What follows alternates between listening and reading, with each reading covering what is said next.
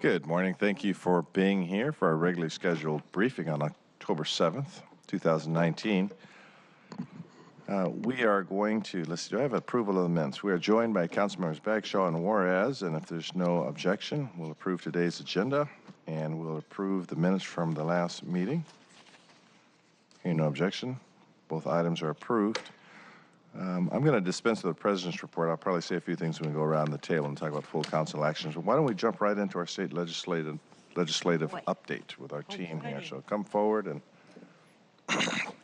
reintroduce yourselves, I should say. Hi, everybody.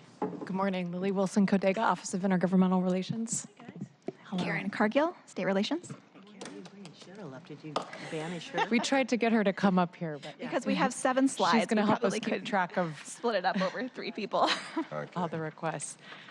And we're before you today with an update on our timeline as we move through the process of identifying the city's legislative priorities for the 2020 legislative session.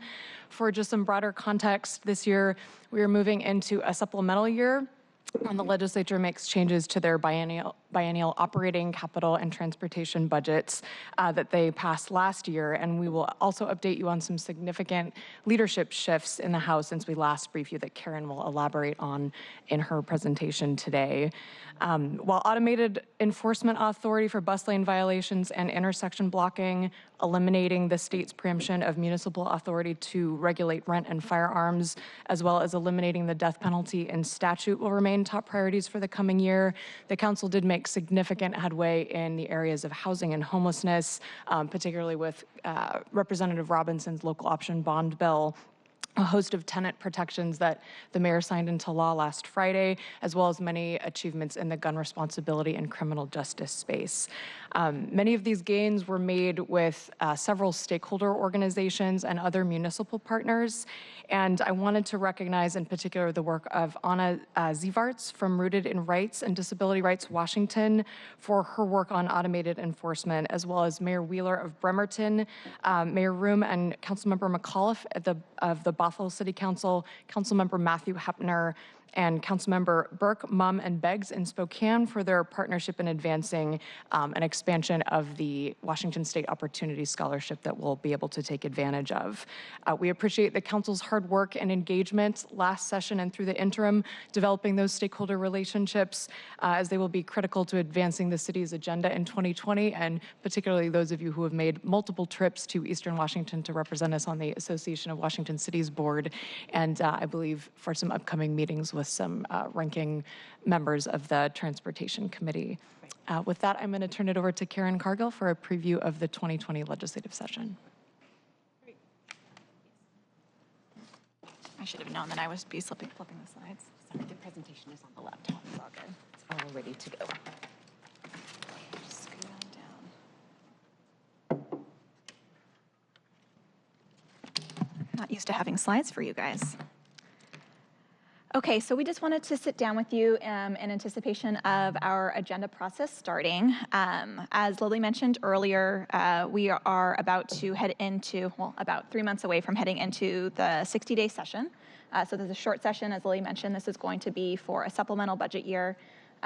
Starts on January 13th and will go for 60 days.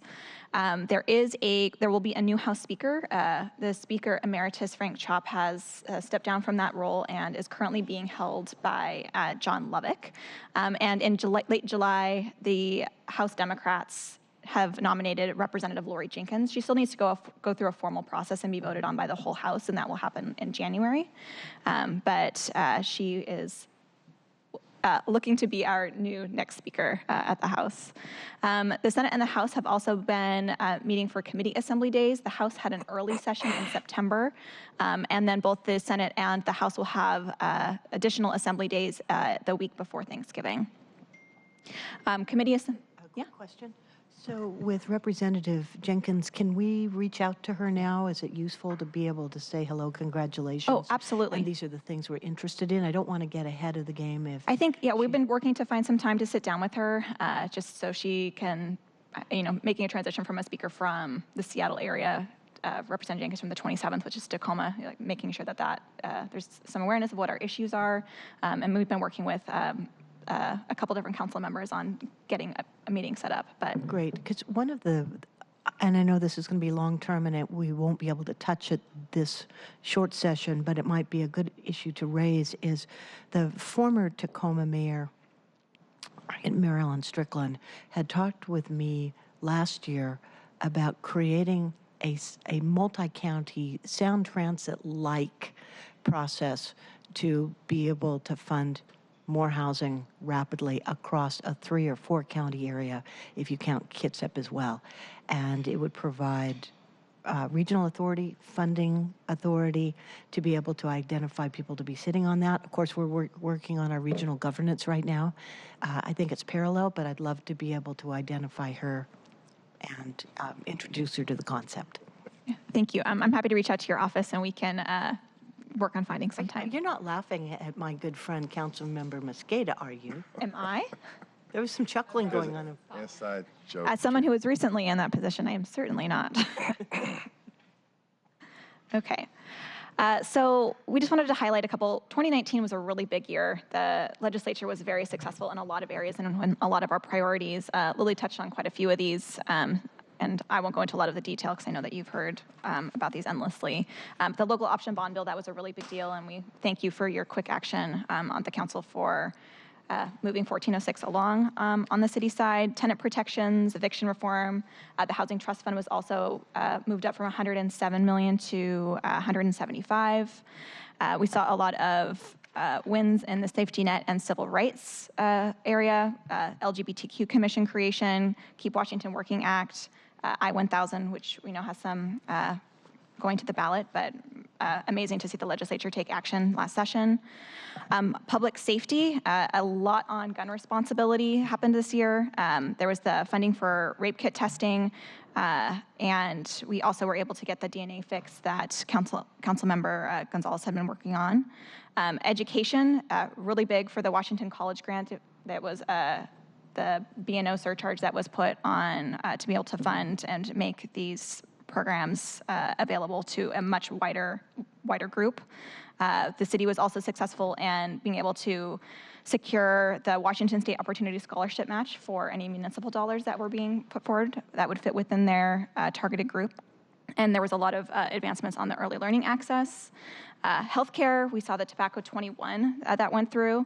Vaccinations, especially with the MMR and the requirements for removing the personal exemption for the MMR and Affordable Care Act protections. So I think that the legislature now and the different caucuses are trying to figure out what they're going to be putting forward next. There was a lot of things that have been in the pipeline, both environmental, housing, gun responsibility, and they were able to clear quite a bit of that. So there's a lot of conversations happening right now and have happened during the summer about what the next things that they will be bringing forward are. Good, and the ones that we were pushing last year, the Rooted in Rights example, will those be at the top of the list automatically? Yes. So, And we appreciate many council members, and we'll be working with your office to continue to work to advance automated enforcement for bus lane violations and intersection blocking. So that's the Curtis King request that we have into your office. We'd appreciate your help. good. Yeah, the bill will move back to, so since our Block the Box mill, it moved out of the House and was in the Senate, it will now revert back to the House onto third reading. So it is automatically live. That's one of the, during a session, which are two years in a biennium. And so the bills that were introduced in the long session will Right, they roll over. automatically. That's good. And our death penalty, where does that fall in the queue? I think there's still some there. I think given some of the changes in the House of Representatives, we have some opportunities there around eliminating the death penalty in statute. I do think that given the time frame last year and the push to move I-1000 forward, a lot of things were just lost because of timing. And so hopefully we'll be able to advance something this coming supplemental session. Great, thank you. Thank you. So our legislative agenda process, I know I've actually met with most of you to talk about what your priorities are and will be for the upcoming session. In addition to meeting with council members, we also meet with the different departments and get recommendations as to what they think would be helpful for them and for the city. So we have compiled a lot of those requests, and we're now currently working on putting it into the document that we'll put forward to you later this month. We will, it's a little bit of a longer process. It's kind of tied into your budget. So we'll do our initial presentation on, I think it's October 21st. And then you guys will have an opportunity to make adjustments, give us feedback, and then we will make those adjustments. And then we'll do another final presentation on all the feedback that we heard. And then you will have the opportunity to pass it in early December. And that is the document that we will work within during session. It kind of sets our priorities. It is a big document. It's meant to capture quite a few things, but it definitely sets kind of what the values and the things that we're going to be focusing on during the legislative session. Thank you. Is anybody bringing up vaping under healthcare? Yes, they are.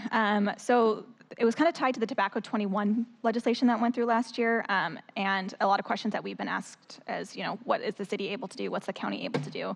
And one of the items that was included in the T21 bill is there is a preemption on local government from being able to take action. So that's been a conversation point. The governor has said that he's going to be putting forward legislation specifically around some of the health issues that have been coming forward from the vaping illnesses for some of the specific cartridges. And there's a recent report from King County as well. Right.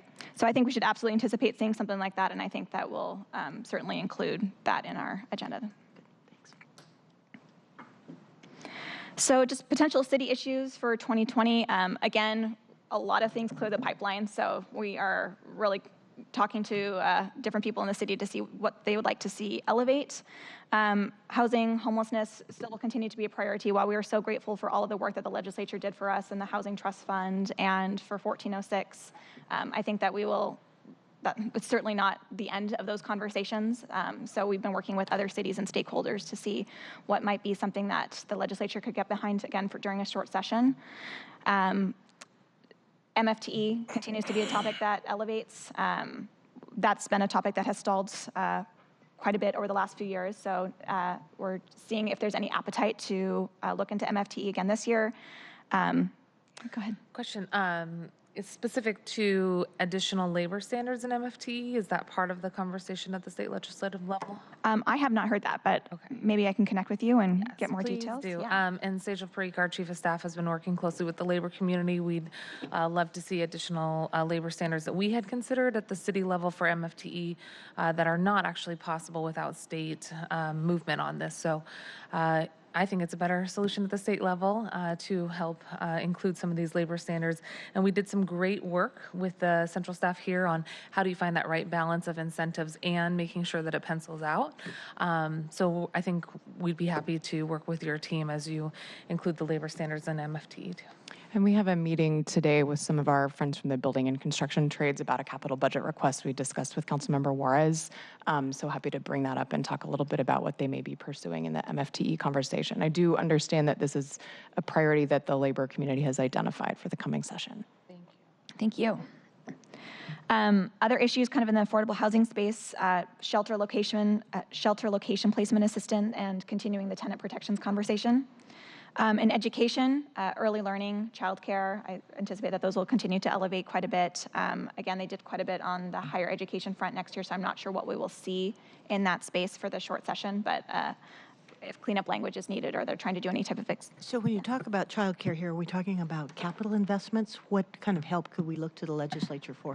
I think that has been a piece of that. I think that there were quite a few studies that are being put forward right now, and what it looks like for the state to take further action on that. I know on for the locations for where they're able to actually put the child care centers, that continues to be an issue, and just how that ties into making more spaces available, acknowledging that it is such an expensive and problematic topic for so many families in the state. Yeah, and Seattle as well. absolutely necessary, as we know. Just to add to that, if I might, Mr. President. Please. In addition, we have been having conversations with folks at SEAU 925.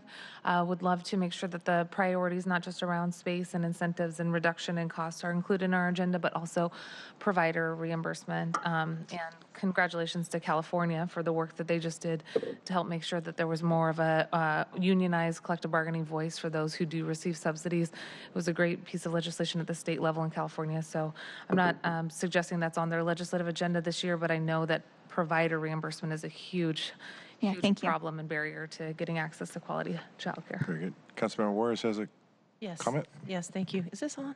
Yes, is this? No, okay. First of all, thank you for the work you guys all did on the LGBTQ Commission. I know that we talked about expanding the issue for protection of transgender folks statewide, what other states have done. But my new question is, what are we, and this has been in the news, how are we addressing psychiatric care now that we know Western State has some issues? That's a huge topic still. I think that there was a pretty significant amount of investments put in this space during the last session, and I think that that will be a continued conversation. And they're working to figure out how to get more beds online, how there's been large conversations around Involuntary Treatment Act, what they're going to do in that space. I don't think that there's a strong and solid feeling about what the right action is, so I think it's still a topic that's being explored, but it will certainly elevate this year. We had an opportunity to meet with the University of Washington folks.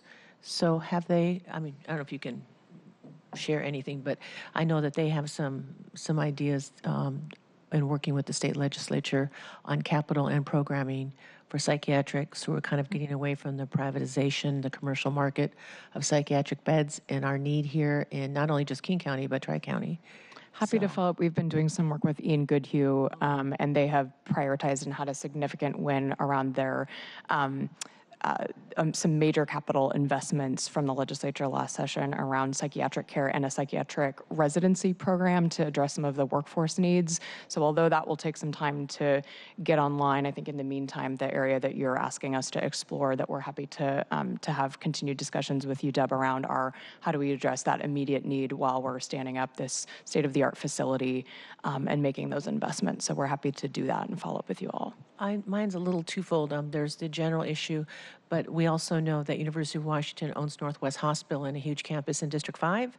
So we're looking at density there and healthcare and other needs. So that's another reason why I'm not concerned, but I'm hoping I can stay in the loop on that with the conversations as I continue my conversations with our former council member Sally Clark and their team. Thank you. Great. Very good. Councilmember Beckshaw. Yeah, thank you. And just in support of what Councilmember Juarez was talking about, we've been working very closely with Chief Scoggins, our fire department, with the labor union, and thanks to Kenny Stewart for the big help. This is what Councilmember Juarez just brought, to have places where our firefighters, our first responders can take people even on a short-term basis. We really need many, many more beds. We're adding, I believe, 60 up in Beacon Hill. That will be available, but we recognize that for this continuum to work, we need the short-term places to take people. And one thing I want to point out to my colleagues, I don't know if people are even focused on this yet, but Daniel Malone from DESC is working on a new facility on roughly Rainier and Plum, and that is in conjunction with Harborview. And so there will be a medical facility with some mental health possibilities there, and then with very low-income housing, supportive housing up above. And I believe that they've raised most of the money through grants for the housing, but they still need some money for the actual clinical facility below. I'm going to be recommending we do that in this budget, but I know that legislative help would be welcome. So we can follow up with DESC and let you know what their specific budget asks are and work to incorporate those into your draft agenda. That's great. And obviously Representative Macri is careful about trying not to be put herself in a conflicted position, but she, of course, would know a lot about this. Thank you. On the environment side, Representative Fitzgibbon's low carbon fuel standard, I think that will be a really big topic. I know Senator Carlisle has also put forward some cap and trade concepts. So while 100% the clean energy bill went through, I don't think that they're pausing by any means. And also with the passage of the city's fuel tank legislation last week, we're currently looking at different concepts or what we need to explore to make PLEA make sure that works for the residents in the city. Councilmember Pacheco. Just wanted to put on your radar because I saw a tweet over the weekend from Representative Fitzgerald that he's going to be working on updates to both the GMA and building on 1923 this past session. So just wanted to put that bit on your radar. Thank you. On the transportation side, as Lee mentioned, automated enforcement will of course, be one of our biggest priorities this coming session. As I mentioned earlier, that the bill was able to move out of the House last year and stalled on second reading in the Senate. So now it reverts back to the House. So we're working with the sponsors and other stakeholders that had been involved in the process to see any adjustments that we need to see in the legislation, and we will continue to push. Just separate but related to this, last year I know we talked with a number of legislators about providing some assistance for ORCA cards for very low-income families. And from our standpoint, it was a race and social justice issue. We did, I think, wonderful work with working with Metro to get the ORCA cards for high school students. And this is really expanding what we're doing with the utility discount program and others. So I just would love to see if there's a coordinated opportunity for us to get more resources for the state to be able to buy those ORCA passes for families that can't afford it otherwise. Thank you. And then in public safety, I put gun responsibility very broadly. I think, again, quite a few of the bills were able to push through the pipeline last year. I think we're having conversations about any type of the local preemption. Is there any space for there to be a relaxing of that, knowing that the city of Seattle has several priorities in that area that they're not able to work on under current law. And again, this is not inclusive, just a few high-level things, and this will evolve probably through the next few months. And please do keep us posted if there are things that you're hearing about or other priorities that you would like to see included in the agenda as we develop. Great. And you remember last year I was working with Senator Carlisle. He had wanted to put forward a bill, he tried it multiple times, that would allow our city employees' retirement system to join forces with the state.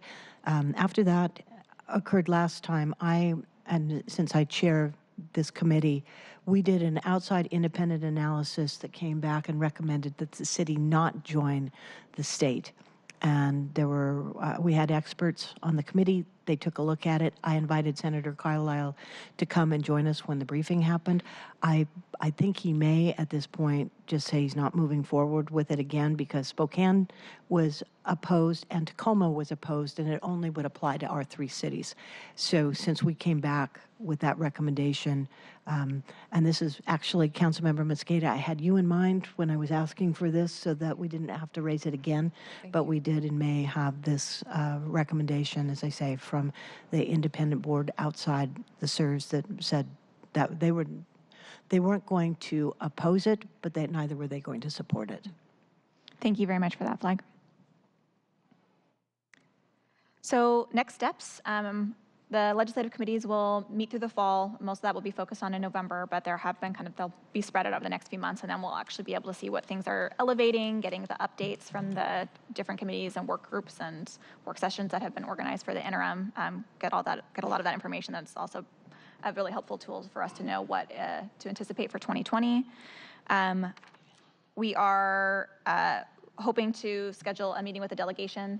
We know this has been a joint thing that the mayor has done with the council, just to sit down with the delegation in advance of the session and just kind of hear what everyone's shared priorities are and then work on strategy for the 2020 session. Legislators return to Olympia on the 13th. This may seem far away, but it will come up on us very quickly. So we will circulate and present our first draft of the agenda on October 21st, and we have about a month to hear feedback, to incorporate that feedback, and that's how we'll adopt our agenda in December. So any final questions? For your feedback and all your hard work. Really appreciate you. Sounds like a plan. Thank you. Look forward to working with you. I do have Once one again, item. Councilmember Mosqueda has Thank one last you. comment. I didn't see a section for labor on here, so it could be that I missed the earlier part of the presentation, but we talked about labor as it relates to housing. Obviously, anytime we can get additional standards in for example, prevailing wage and dropping the threshold, I think it's going to be helpful for municipalities to show how our public dollar is being used. There is a conversation around dropping the threshold and prevailing wage from $5 million to $1 million projects, I think. So perhaps later in your conversation that'll come up. But very importantly, because it comes from the City Council and the Labor Committee, we are really excited that Attorney General Bob Ferguson is going to be advancing a domestic workers' bill of rights at the state level, mirrored on what we did here at the city. So would love to see our support for that. And I think it also echoes what our congressional person, Congresswoman Jayapal, is trying to do at the national level too. So any work that we could do to try to build support for that and crosswalk it with our legislation would be great. But there was a lot of things that we wanted to do that we couldn't do at the city level. Unemployment insurance, workers' compensation, access to health care. Those concepts are much more appropriate to create a pool at the state level. And if they're successful, would love to see that advance. Thank you. Thank you. For highlighting that. All right. Okay, thank you much. Thank you so much. Look forward to seeing you again. You won't see me. Good luck. I'll see you on I'll be TV. thinking about you. Okay, one more briefing this morning on the State Route SR 99 tolling update. Why don't the team come forward and we'll dive right in. Sorry, Councilmember O'Brien couldn't join us this morning. He and I had chatted about this item, and there's been a lot of interest on our floor on an update.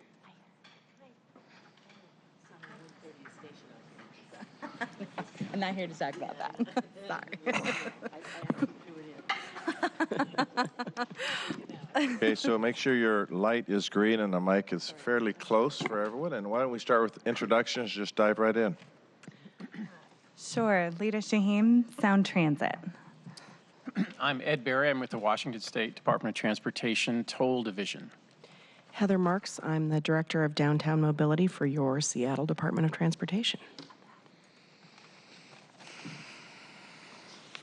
So I think I have the pleasure of kicking it off here this morning and orienting us to where we are in the Seattle Squeeze, the 5-year period where we are going to be working through unprecedented levels of both private and public infrastructure construction. So if you take a look and your desires, Councilmember Juarez, are noted. So right now we are about to embark on the process of tolling the SR 99 tunnel. We've started Alaskan Way construction, and the two-way Columbia transit path is going to be ready in January, and also in January we'll be making the connections between what I think Sound Transit is now referring to the blue line to the east side to the rails in the tunnel. As you can see, we have several years going out. 2021 is the year where things are really going to start to get a lot better, because that's when we're connecting light rail to Northgate. All right, I'll turn it over to Ed Berry. Oh, no, I won't turn it over to Ed Berry. I'll tell you, Heather, I think all not- the things that Not being silly, but in 2021, is it first quarter, fourth quarter, somewhere in between, do we know? well, I think That's I'll enough, let yes. Sound Transit answer that. I think the I believe it's later in the year. is Okay, what we're so looking at. I'm just, trying to control expectations here, put down Q4. Yeah. So look at all these. Did you guys get a chance to go down and look at the demolition of the viaduct? Of course. Wow. It's great to see some of those buildings getting sun on their faces after almost 60 years. We also have a big closure of the Fairview Bridge. You know that's going on. That'll be 18 months. And we're almost done with viaduct removal. That which is left is over BNSF right away, so it's not in our right of way. So it has less of a traffic impact. And then, of course, waterfront construction. And the important thing to note about all of these changes is that they impact about half of the people who come into Seattle each and every day. So these various changes impact a lot of people who live in Seattle and people who live in the surrounding area. So now I'll turn it over to Ed Berry, who will talk to us more about tolling. Thank you, Heather, and thanks for having me here today. I just got a couple slides on what we might expect for when tolling begins on SR 99. And when we've been out talking about this in the recent weeks, Heather and I like to start off with this slide, which shows you what occurred when we started tolling 520 almost 10 years ago now. We started at the tail end of 2011. but in robust in 2012. And so this represents actually what happened, and I'm also going to speak to what was actually predicted. So you see there in the blue bars on the right, that graph shows that is the average daily traffic that occurred on a weekday on 5/20. And so you can see over 100,000 vehicles per day there in 2011 dropped in 2012 on average when we started tolling. And what that represented roughly in 2012 was a 34% decrease in traffic that used 5/20. That was less than the forecasted amount that was due to drop, which was 48%. So that's, I think, an important note to remember, and that I'll come back to in the next slide. But there was a drop nonetheless. And so where did people go? What did they do? Well, they modified their schedules. They took different trips. They took different routes. They took transit. They took van pools, or they traveled off-peak. So that's what we saw, and that's what we expected to a degree. But in the alternative routes that they took, you can see there in the second bullet, volumes on those alternative routes did increase 11% on I-90, 9% on 522. But an interesting note of that we also saw is those volume increases occurred oftentimes during the off-peak times when those routes had capacity to absorb them. So that's something that's interesting that we saw. And then we saw a number of trips that chose not to cross the lake at all. 6%. So different things happen. People made different decisions as they do when tolling starts. And then we see volumes growing up over time as people get used to tolling and as the facility is known as a tolled facility. And in 2019, you see we are only about 17% below the pre-toll levels with the volumes increasing yearly over time. So what might we see with SR 99 in the tunnel? And that's what this slide depicts. And the gray bar there that you see represents what was on the viaduct in 2015 before it came down. And what the numbers that are expressed here are an average volumes per hour at peak times in both directions. So that's something to note and keep in mind. So these are peak time travel volumes on average for an hour. So you see there a little over 5,000 in 2015 during when the viaduct was in operation. And then earlier this year when the tunnel was open, we did a similar measurement where we tried to understand how many vehicles were going through the tunnel on average at peak for an hour, and that shows a little under 5,000, so similar, but not exactly the same as the viaduct. And the bottom bar shows what we might see forecasted for the tunnel volumes when tolling begins. And the sort of magenta or darker purple there, you see a little over 3,000, 3,300-ish cars per hour, what is forecast for might occur when tolling starts. And then the lighter pink was what you see similar to the bars on 520, the gradual increase over time as the ramp up continues on as people get used to the toll tunnel and the volumes that might happen after the ramp up period is over. So this is what we might see forecasted to occur when tolling begins. But again, this is just a forecast. As I said before, they're typically pretty conservative, and they're generated by a traffic and revenue consultant that generates these numbers for us. And they're conservative in the aspect of they want to make sure that they forecast a revenue amount that might be achievable based on trips that might change when tolling begins. Ed had a question on that. Yes, Councilmember Baxter had a question as well. You don't have to go back to it. On the preceding slide, I understand the drop in use, but I thought I heard you say that we wanted to compare this to what we thought was going to occur. And is this pretty much what we had predicted?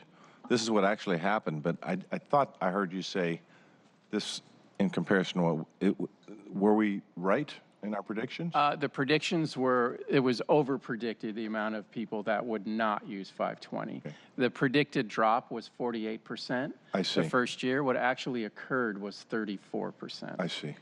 Okay. So you almost expected a half, and you got a little... Almost expected a half. And as of this year, we're at 17% below. Thank you. I see. Councilmember Bagshaw? Yeah, thank you. I'm back on to slide 5, and Are the numbers, I appreciate that you've got vehicles per hour, but in 2015, were we roughly 100,000 during a day? Go with me on that. I think it's close.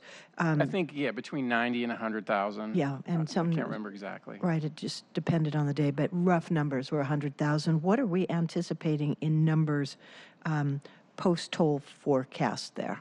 For the day? Yep. Well, right now, that's a good question. We've got right now roughly, on average, about 75,000 vehicles per hour or per day going through.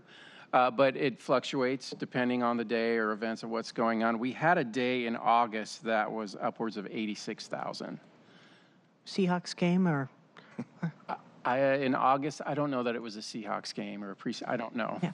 So when you do the magenta and the darker purple on the forecast, how many days, hours, months are you anticipating that it shakes out? You have that adjustment period. What are you scheduling? The adjustment period represented there in the pink is roughly 30 months. Okay. To adjust up. So closely 3 years, huh? Correct. Okay. I also should mention, that's a good question, is that the adjustment period predicted for 520 and 405 were much, much faster than actually forecasted. happened. Yeah. Much faster in terms of people returning to 520? And returning to 405 especially, or using 405 especially, the express toll lanes. Okay, thank you. You're welcome. And so what this shows you is, in a sense, I think it shows the collaboration that's been occurring on this program, this project, and with toll commencement. And it shows the effort that these entities, the city, the county, and the port, and the state, on working together to collect data to answer a lot of questions that are going to come up and have come up as we've gone through this transition in the Seattle squeeze. And so that grid there inside the blue line shows you the area in which we're studying and collecting data on how trips are behaving within that grid. And we've been gathering this data over the 3 time periods you see depicted there: before the tunnel opened, when the viaduct was operating; after the tunnel opened, between February and now, we've been collecting the same data, and then we'll collect it for a year after tolling begins on November 9th. So we'll have a lot of comparisons on what happened again, and what's happened in the configuration when tolling starts. How much fluidity do you have? Let's say a year into this, you go, this isn't working as anticipated. Will you adjust, or are you going to stick with your 2.5-year time frame?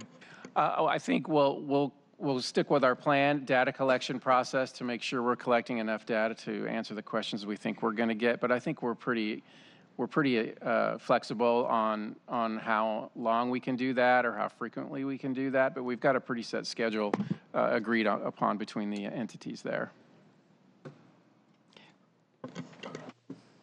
Okay, so I'm here to talk to you about Connect 2020, which you can kind of see as a good news, bad news story. So the good news is that in the near horizon, when the blue line, we are calling it the blue line now, opens in 2023, we will have 10 new stations connecting Redmond, Bellevue, Mercer Island, Judkins Park, into the Chinatown International District and all the way up to Northgate, opening up 14 miles of new Link Light Rail service. And though you've probably already seen some of that heavy construction that's going on in Bellevue and along I-90, in early 2020, Sound Transit is going to be connecting this new line, the blue line, in with the current tracks at Chinatown International District. So the bad news is that we'll be bringing that heavy construction into a tunnel environment to tie in the blue line into the existing line, which we're now calling the red line, all while trying to serve our existing riders. So Connect 2020 is a 10-week period from January to mid-March of next year, where parts of the International District Chinatown Station will need to close so crews can build a new track junction that will connect the current Link Light Rail tracks with the new Blue Line tracks. And that connection will actually allow the Blue and Red Line trains to run at 4-minute headways up to Northgate, so between Chinatown International District and Northgate. And Oh, The dates when you anticipate closure to happen? oh, we are going to go over those. Yeah, the specific dates. Yeah, but January through mid-March is the Connect 2020 period. And so we do serve 80,000 riders a day, and we are working hard to make sure to serve folks as best we can during the partial closure. Next slide. So this is an animation. I will tell you when to hit play, and it looks like it might work, so that's great. So this just to start and sort of orient you, what this shows you is basically our tunnel. And it's a map of our stations from Soto to Capitol Hill. And you'll see these gray X's on either end between Stadium and Soto and Capitol Hill and Westlake. And those are crossover tracks, which allow our trains to go from one set of tracks to the other. So in order to make this connection, we're going to have to close down half of Chinatown International District Station at a time. Both the north and southbound trains will need to share a single track. And so during the 10-week construction period, Link will basically operate as two lines. One line will be going from the University District, from the University of Washington to Pioneer Square, and then the other line will be going from Angle Lake to Pioneer Square. So here's the animation of how this will work during the first phase of work. So you'll see, hopefully, is our trains coming in. So the work zone there at the International District, the red stations are the ones that will be closed. We'll pick up the little pink people. Trains will cross over and go and meet at the Pioneer Square station. And passengers will get out on this temporary platform and transfer at Pioneer Square in order to continue if they're going through Pioneer Square. So essentially, if you're coming from the south end and needing to go through to go to Capitol Hill, you will need to get off at Pioneer Square on that temporary platform and cross over to the other train. There'll be time to meet at the same time, and then you can continue on to your destination. If you're just getting off at Pioneer Square, you'd go out the other doors and head out. So then, Nothing is ever stopped in terms of trying to get from the airport, for example, to the UW. It may be a little complicated. Yes, it will be a little bit complicated. There will be we'll talk about this in a moment. Okay. There will be 3 weekends where we'll have full closures, but during this 10-week period, for most of the period, we'll be able to provide service. The one catch is because the tracks north and southbound will be sharing the same set of tracks, there'll be trains will have to run less often. So we'll be running 12-minute headways 7 days a week instead of our typical 6-minute headways during peak. But to make up for that, we're having 4-car trains instead of 2 to 3-car trains. So you'll actually have more capacity off peak, but it will be more crowded during peak. We can go to the next slide. So in order to make for this temporary platform and this continued service and single tracking, we do need to build a temporary platform at Pioneer Square Station. And in order to do that, we do need to close down the station at 3 different weekend times. So the first one will be this coming weekend, October 11th through 13th, and then October 25th through the 27th, and November 8th through the 10th. So we'll be closing service at 11 p.m. on Friday night, and it'll be reopened Monday morning for everyone. And we'll have a bus bridge that will get people from Soto to Capitol Hill and serve in between. And those will be free bus shuttles for folks. And then we'll also have to have 3 full weekend closures during that Connect 2020 period of January through mid-March. And you see the dates up there. We'll also have bus bridges during that time. But between that, we'll have the single tracking and continue service. It'll just be less frequent. Lita, can you just tell us about the Seahawk game schedule? Which one of these are selected in order to be the least conflicting in terms of game day schedules and that those sort on of those thing. On October? Yes, 13th? these are not. These are non-Seahawk games. Yes. Well done. Yeah. And I think there are also non-UW games too. Yes, they're selected to try to avoid. It's a good point. So cool. That. That's D5, D4 war right now. Okay, I'll mention it. Okay. Maybe the next slide, and then we can come back to that. Okay, so how are we communicating with all of our riders? We are hosting a microsite to help riders know their options and plan ahead. And so on the site, it'll be optimized for mobile and translated and ADA compliant as well. And we're working through a number of different channels to sort of get folks to know about this microsite. So our partner channels, so working with WashDOT and SDOT, various Port of Seattle, to get communications out through their channels, through earned media such as press releases and press events, our owned channels at Sound Transit, our website, print writer alerts, email, blog, and then paid media advertising, so print and digital that we have. And then on the front line, we will also have innovative signage. So we're piloting new signage techniques to help communicate with riders. We will have Sound Transit, sort of a really big ambassador effort of staff being out there on the center platform at Pioneer Square and around to help folks understand what they're supposed to do, where they're supposed to go. Security, audio announcements, customer service, our digital rider alerts, and Twitter. So, Great. Can I ask you? Yeah. This is, one of our favorite topics that you and I have been working on for a couple of years now, and that's at the Pioneer Square exit on 3rd Avenue. Yes. And you are doing some updating. I'm working with Parks and SPU about what we're going to do about the Prefontaine Fountain and the safety concerns around that. What's your schedule? Because I believe that you were going to start doing the facelift and work this November on that site, and the elevator for ADA, that is a very, very difficult station for people with walking or anybody in a wheelchair. So no, that's what's a the great what's point. the plan? I will check with our folks that are working on that. I don't have the latest on the schedule on me, but I will follow up. Okay, Yeah. really, this is, Yeah. as you know, is a critically important element of what we're doing down in that area to try to make it a safer, cleaner, happier place to be. Yeah. And I believe you were going to make it happen in October, November, and I haven't heard a word. Okay, we'll be in touch. Thank you. Ready? Okay. Oh, look, now we're getting serious. All right. I think Glasses on. It's so I can see my notes.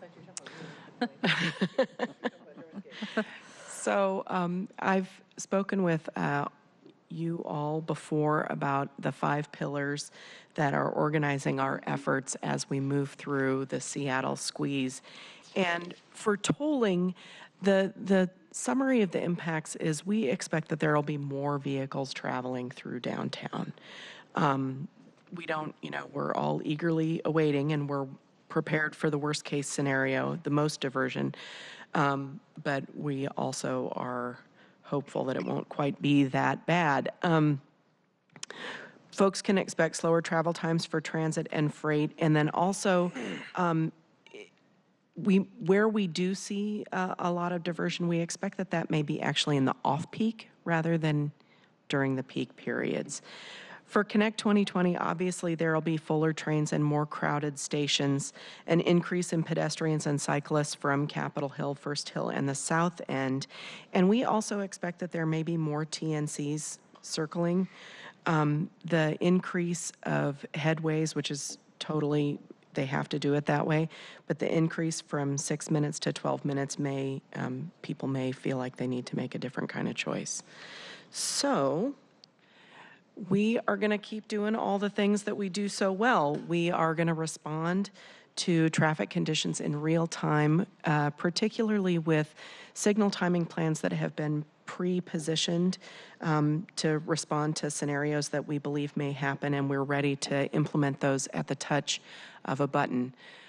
We also are continuing to have 24/7 coverage in our Transportation Operations Center and communicating with various technology and map providers to ensure that they know where the closures are and how long they are so they don't steer you right into a closure.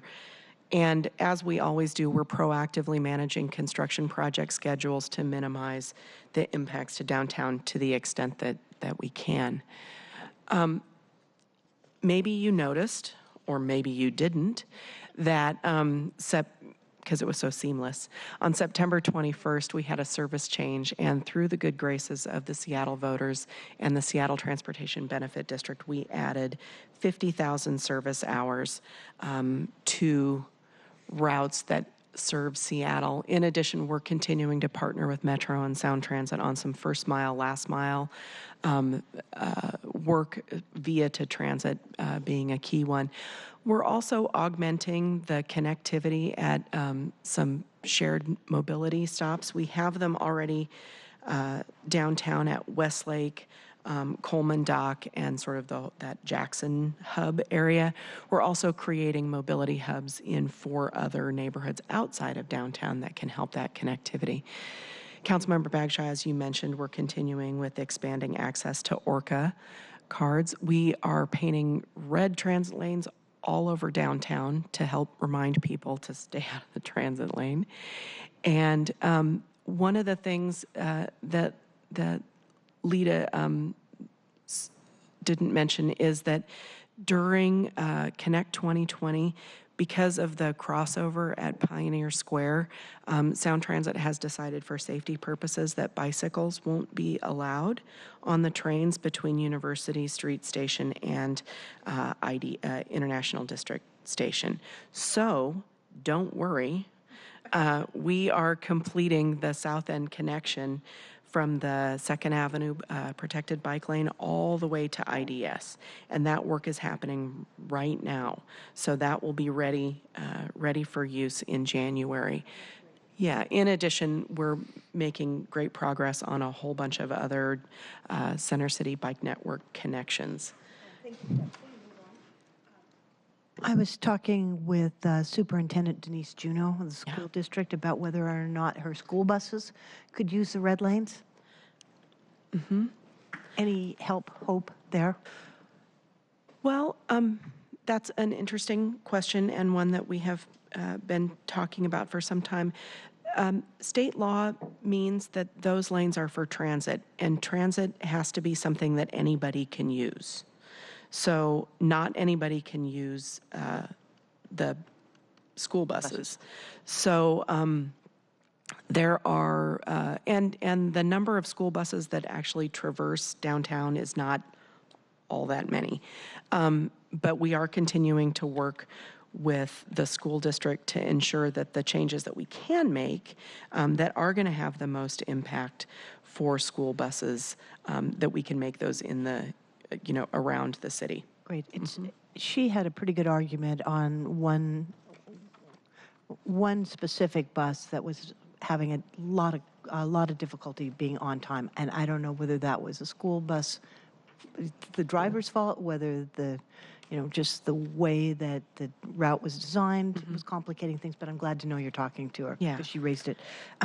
The other question, when you're talking about connecting, I understand that the University Street Station is going to be renamed Waterfront Station or some such. We're going through a renaming or process the Bob Donegan Station, whatever.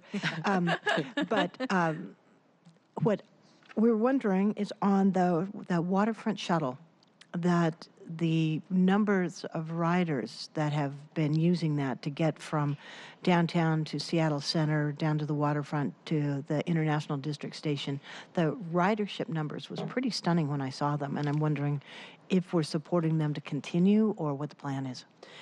So I believe that shuttle, it has been, I don't have the numbers at hand, but it has been kind of surprising the amount of ridership that they get.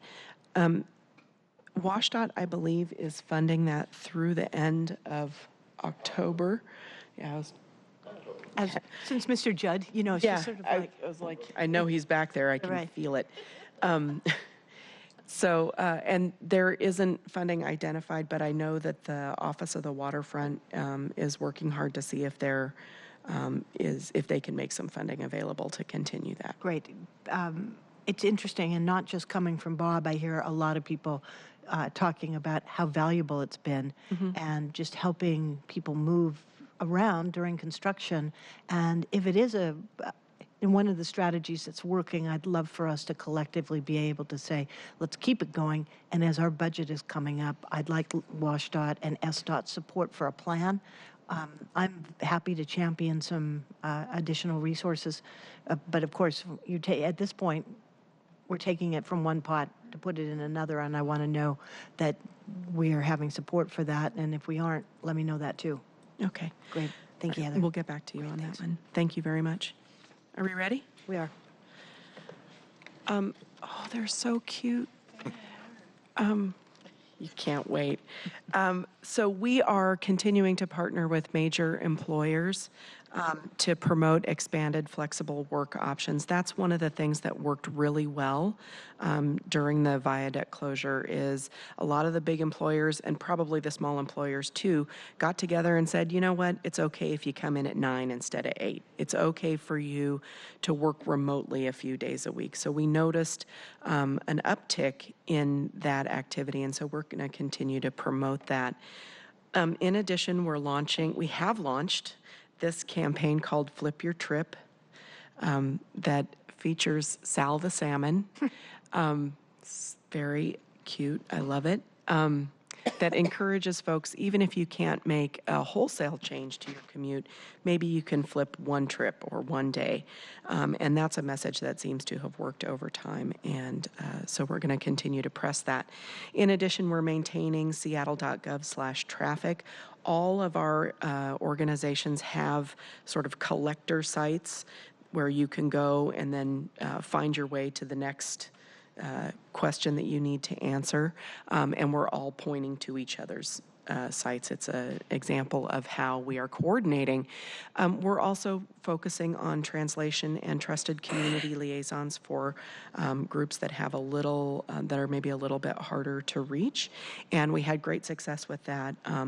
Particularly in the end of joint operations as well as the viaduct closure. And we have just an incredible set of team members from all the agencies, and we are working together more closely than I think we ever have. So that is a delightful change. Good work. Councilmember Norris, did you have a question? Okay. And if you want to, I bet we could arrange to have Sal the salmon come and visit. We'll make it happen. So I believe that's the end of our presentation. Are there more questions? No, I think we're pretty good. Councilmember Pacheco. Just really quickly, one, I appreciate all the collaboration. With working with some of the major employers, I know like Microsoft has like the shuttles that pick up Seattle residents that commute to Redmond. But I know they also do, they partner with like called Scoop. It's an app that, gets people to carpool. So are we kind of encouraging more companies to try to utilize either the app or apps like these, or B, facilitating the stewardship of just getting those vans and those shuttles? If you're a major employer that has employees on the east side or the west, or here on the west side, but in Seattle, but you may be Amazon has offices in the east side, and so we want to help you commute. Are we doing more to help incentivize employers to do that as well? So I think our first choice is we really want people to use transit. So we want people to use King County Metro Transit and Sound Transit. That's the first push that we want to make. Public transit is the engine that makes our transportation system work. For companies that want to provide a different kind of service or more targeted service for their employees, we absolutely work with them to ensure that they put their stops in the right place.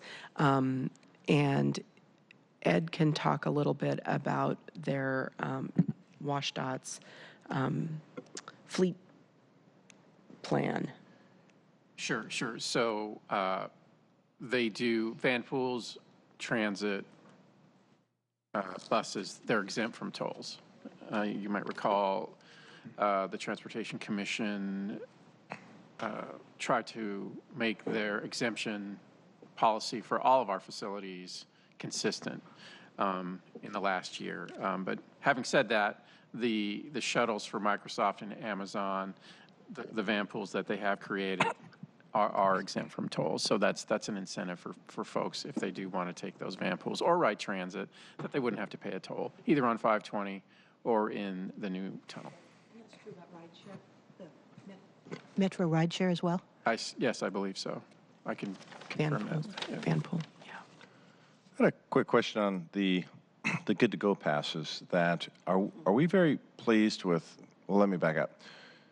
There will be quite of an increase in rates if you don't have a good to go pass, like doubled or so. So are we pretty happy with the uptick on people getting them as a result, or do we need to put more money into the marketing of getting a good to go pass, or what do we learn from 520? People just got the the ticket in the mail and said, "Oh, I'm going to get one of these passes."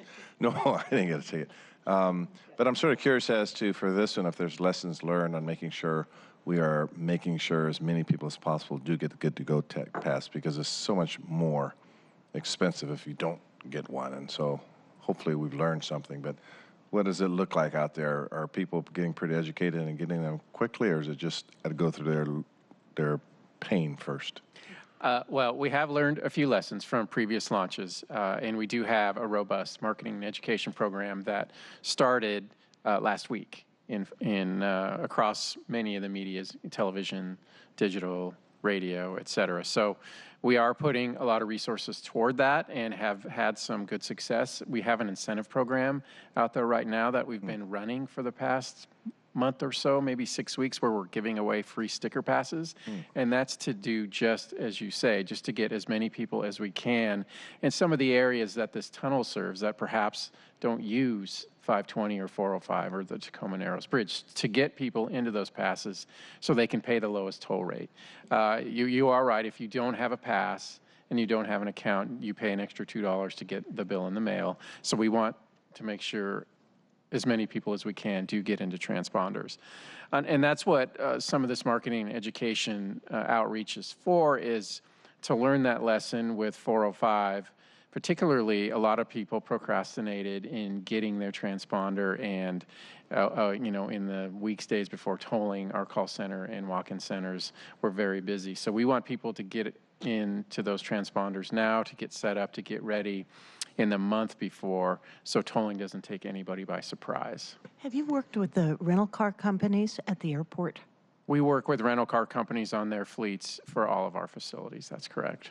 As I know, in San Francisco, they were doing that, and you could have a rental car, but the additional costs that the rental car companies assessed the driver was pretty shocking.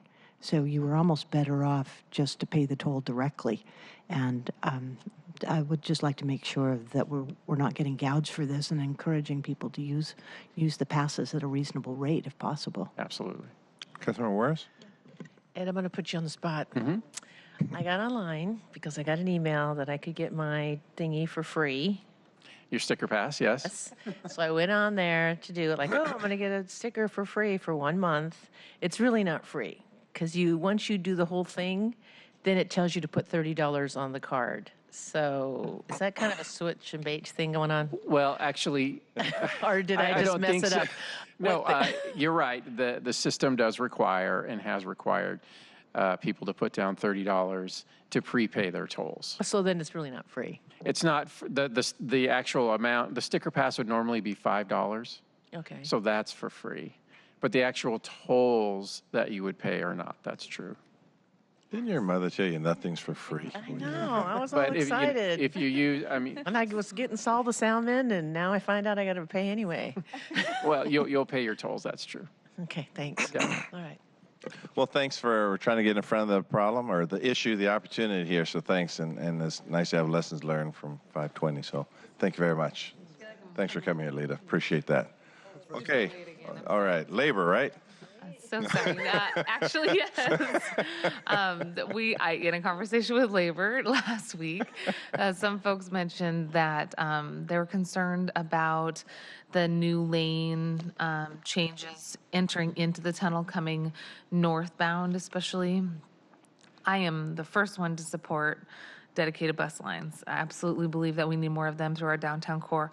The question that they had raised for us is, especially with the high number of trucks that are still commuting through the city in 99, are we going to do an analysis of where that dedicated bus lane should actually start? Their belief was that maybe the dedicated bus lane was starting too soon before the traffic actually started, and so it was squeezing all the traffic over. How do we do an assessment on those? So that's a really good question. That's something that Metro and WashDOT and SDOT collaborated on. Okay. We did do a traffic analysis before we installed it, and what it found is that it wasn't.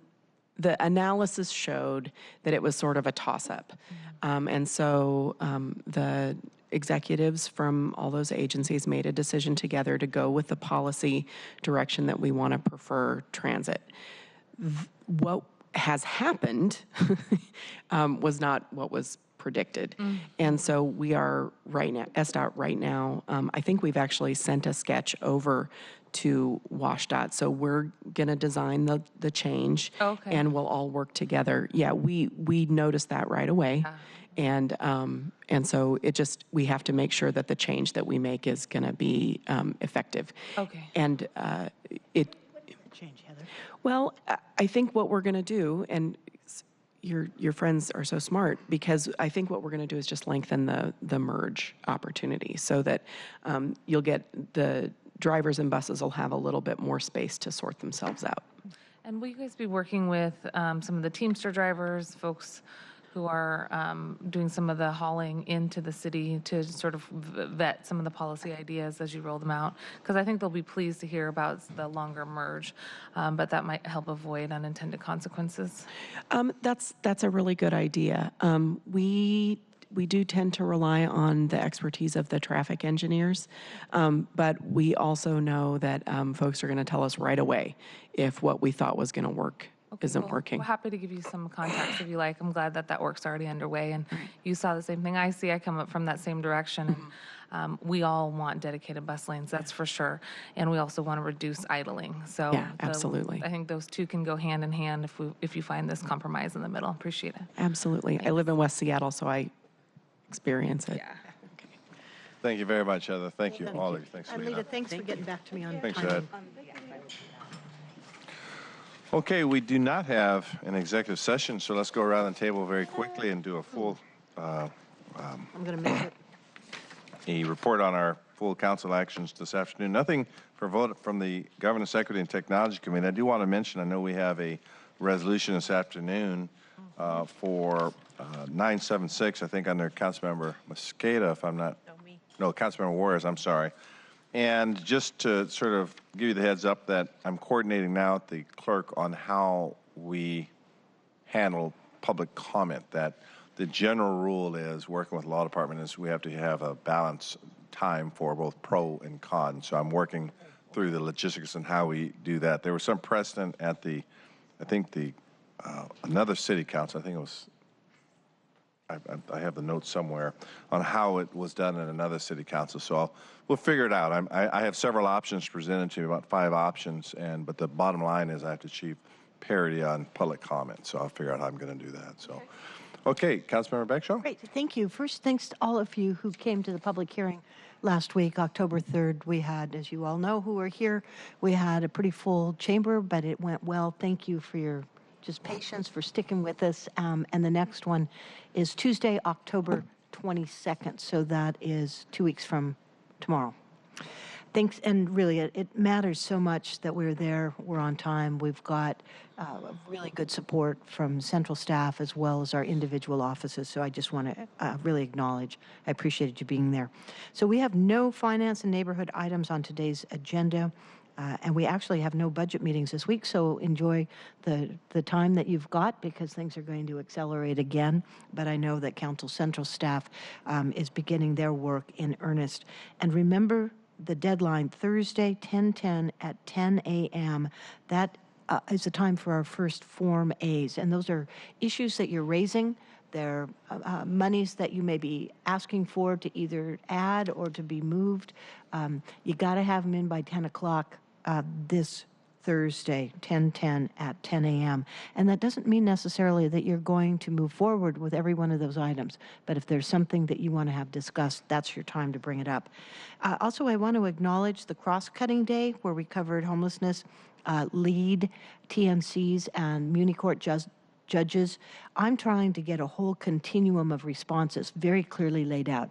I understand the law enforcement assisted diversion that is Lisa Dugard's and Dan Satterberg's real focus, but our judges are also talking about having some additional alternative services that we fund so that theoretically the judges don't see the lead folks, but they do see people and they have options to either send them to jail or to have some other options funded. So I'm going to be meeting with Judge Shadid, and saw Judge Gregory last week, and I'm also inviting Lisa Dugard to come and meet with Judge Shadid, because I'm going to need to have a continuum here that works if we're going to actually have an effective diversion program. Anyway, central staff and Allison McLean in my office said, please, if you want to get your Form As in early, feel free to do so, because we can get working on them right away. You don't have to wait till Thursday. All right, that's it for me. Thank you, Councilmember Bagshaw. Councilmember Juarez. Good morning, everybody. Morning. Morning, Deborah. Well, I have a new format. I'm going to start with, well, I have nothing, or except for the resolution, which I'll get down to in a minute, Council President. We have, the new format is I'll report on my committee and board updates and then D5 updates.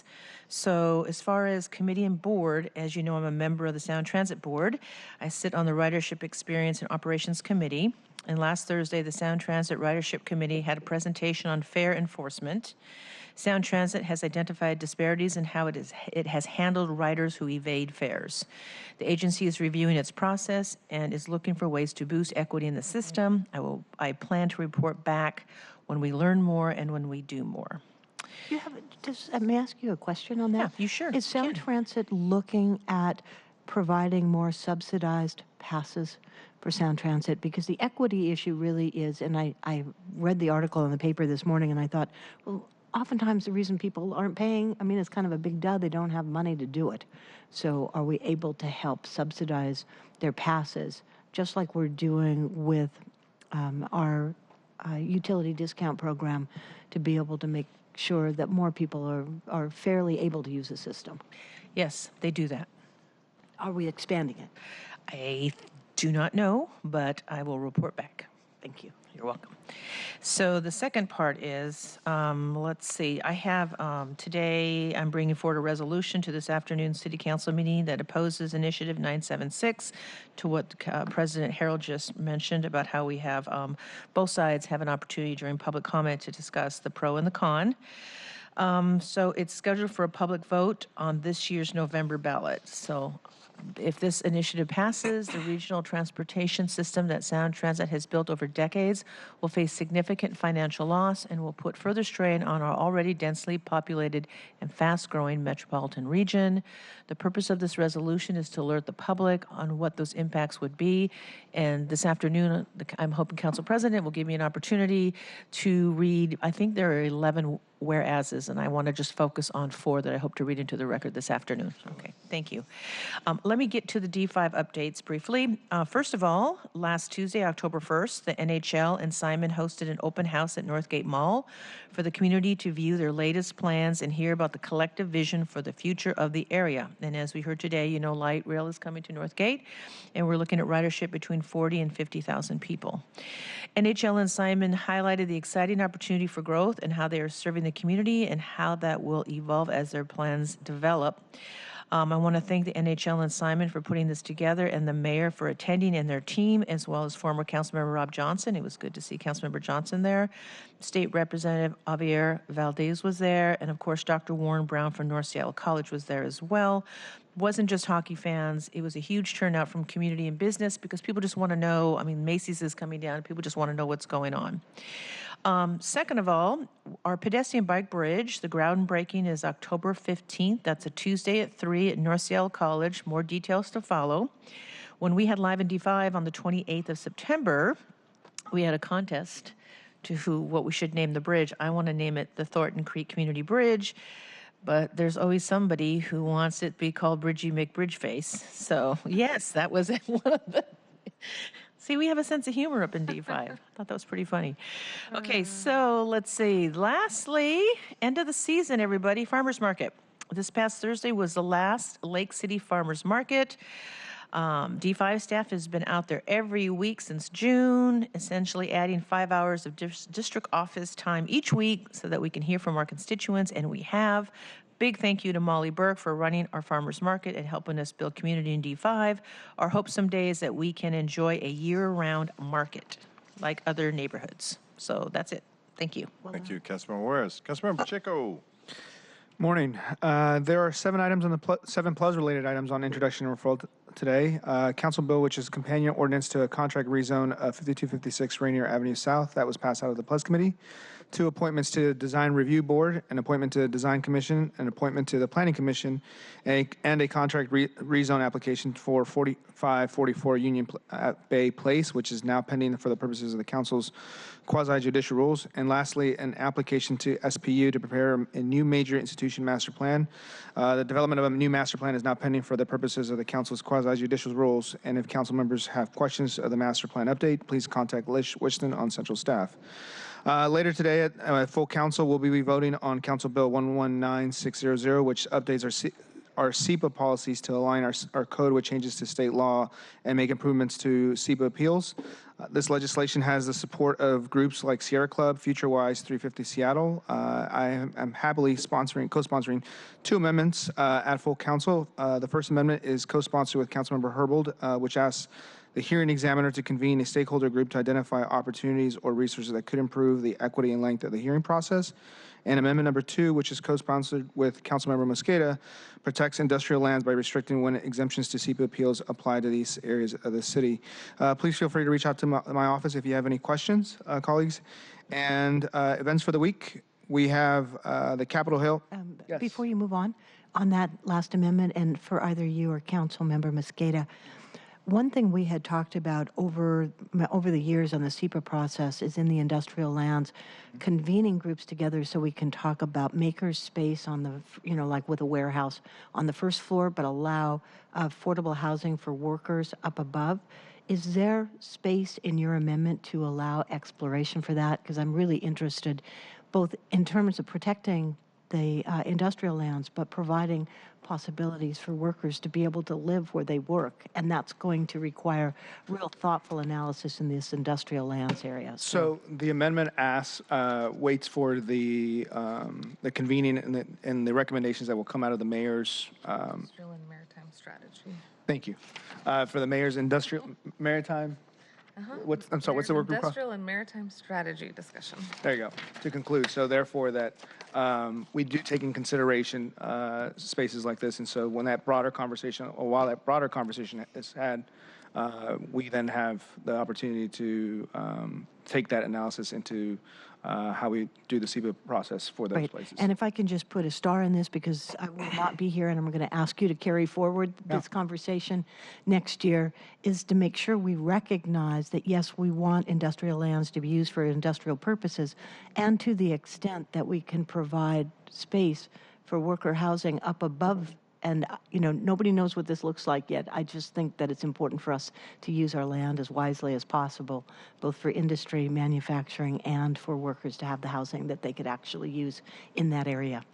So just thank you for carrying forward that flag. Well, I will defer to Councilor Mosqueda because she will be here if she has comments. Okay. I think, thank you, Chair Bagshaw. You and I are on the same page. And I think that as the mayor's work group moves forward, part of the language that we included in the last bill dealing with industrial lands was to make sure that there was a recognition that housing and mixed-use structures and industrial lands don't have to be at odds if constructed correctly. And that's precisely why we wanted this strategy table to be able to have their full recommendations come forward, so we weren't sort of piecemealing how this came together. But the creation of housing, if done right in mixed-use areas, I think can absolutely serve the purpose of housing folks who want to live and work here, and also respecting and promoting industrial lands. Thank you. Yes. And I'll share a copy with you. Yeah, right, exactly. And really briefly, I've been encouraged by the fact that the mayor's office has started the industrial land study, so I appreciate that as well. With that, I'm going to go with the events of the week. We have the Capitol Hill Eco District walking tour tomorrow. I believe a couple of my colleagues might be joining me as well. What is that? It's about the creation of an eco district in Capitol Hill. It's like a super block. Yes. With more green space? It's more green space. The super block champion, Councilor Mosqueda, if you want to talk about. Sure. So I'm really excited about this broader term eco district. As you'll see in the budget, there'll be a future conversation around how do we create an eco district, potentially analysis, I would just say a study on a parcel of property in District 3. You've heard me talk about creating super blocks like they have in Barcelona and Copenhagen and many other cities. I was inspired by conversations with many urbanists in 2017 and 2018. I think Councilmember Gonzalez was inspired by the conversation she had in Copenhagen. It sounds like you've been studying this concept as well.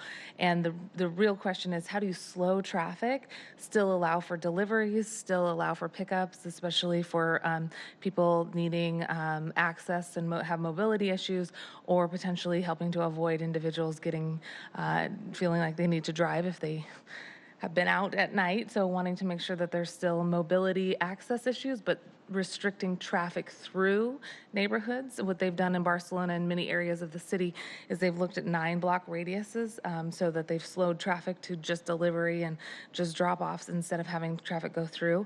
And they've put in some places temporary and in some places permanent structures to narrow the lane so it's just pedestrian or just drop-off for delivery. And what they saw, importantly, is an increase in foot traffic and overall sales in small businesses. So it's good for pedestrians, it's good for our environment, and it turns out it's good for businesses too. So part of, I think, the question that we're interested in through looking at various district eco districts is where can we create greater mobility options, bicycling, walking, folks who have strollers and wheelchairs to feel safe in the streets and slow down traffic and maybe create more trees and temporary park-like avenues that could potentially be permanent. So it doesn't have to cost a lot of money. You can do these narrowing of the street with relatively small dollar amounts, and it's really exciting. You're looking at that for District 4.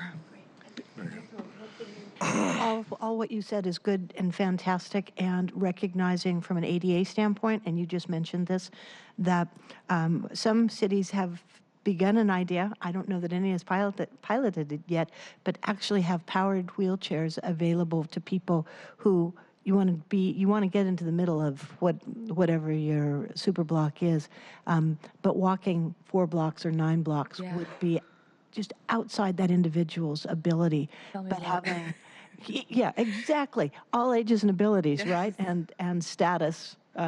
Prior to giving birth. But I would really love us to include that as well. So we're looking at how people get around, but also recognizing that some people are going to need a little bit more. Yep, absolutely. Thank you. And Councilmember Juarez, this is my first deep dive in this, so if you're welcome to join me if you want to do, okay? I want to extend the invitation regardless. And then we have Friday at Burke Museum ribbon cutting ceremony, and on Saturday, the Seattle Works Swank event. I encourage more young people to get engaged, and I'm a huge proponent of civic engagement, and so I hope I'm sure it's going to be a good event. I've been there before, and so that's all that I have for the week. Thanks, Councilmember Pacheco. Councilmember Mosqueda, take us home. Thank you, Mr. President. I have a question about labor. No, just kidding. Yes, exactly. So I just want to reiterate there are no more committee meetings for the Housing, Health, Energy, and Workers' Rights Committee.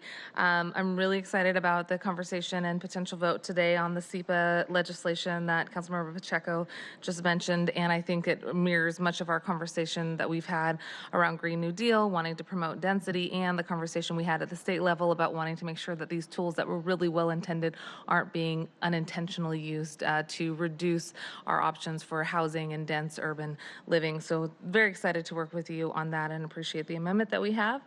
I will note that I don't have any items remaining on my agenda this week. This will be my last week here with you all for 2019. And I know Councilmember Juarez is questioning the due date here, but if there's anything else on my list to do this week, it is to have this baby. And really appreciate the conversations I've had with many of you up here on the dais about budget priorities. And I know that our shared values will be well represented. And Chair Bagshaw, thank you for all of your early work to help illuminate some of these ideas so that we are in good hands. I think the public knows well where we're headed. I've been vocal in those discussions intentionally to make sure that folks know where some of our priorities are. And if I can, I will be joining you for the public, the votes on the 19th and the 25th. No guarantees, though. And we'll see what happens. But thank you very much for all of your support as we got through these last 39 weeks. And I really, really appreciated working with you. And for the folks who aren't going to be here in 2020, I've talked to you all individually and will continue to reiterate what a privilege it was to serve with you. So thank you for mentoring me when I was new last year, and I've learned a lot from you, and I'm really, really excited that we got Councilmember Pacheco here to help carry out the end of the year, but it's been a true honor to work with all of you, and I'll be seeing you next year. It's been wonderful taking this journey with you, so we're really excited about your important week, so thank you for sharing that, Councilmember Mosqueda. Okay, with that, we'll stand adjourned. We'll see everyone at 2 o'clock today. Thank you.